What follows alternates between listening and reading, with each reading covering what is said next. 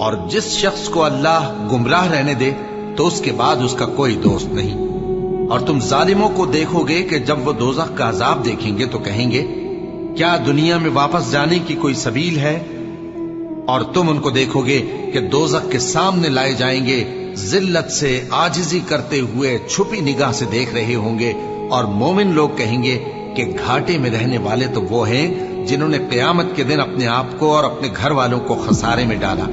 دیکھو کہ بے انصاف لوگ ہمیشہ کے دکھ میں پڑے رہیں گے، اور اللہ کے سوا ان کے کوئی دوست نہ ہوں گے کہ اللہ کے سوا ان کو مدد دے سکیں، اور جس کو اللہ گمراہ رہنے دے اس کے لیے ہدایت کا کوئی رستہ نہیں۔ ان سے کہہ دو کہ قبل اس کے کہ وہ دن جو ٹلے گا نہیں اللہ کی طرف سے آ موجود ہو، اپنے پروردگار کا حکم قبول کر لو۔ اس دن تمہارے لیے نہ کوئی جائے پناہ ہوگی اور نہ تم سے گناہوں کا انکار ہی بن پڑے گا۔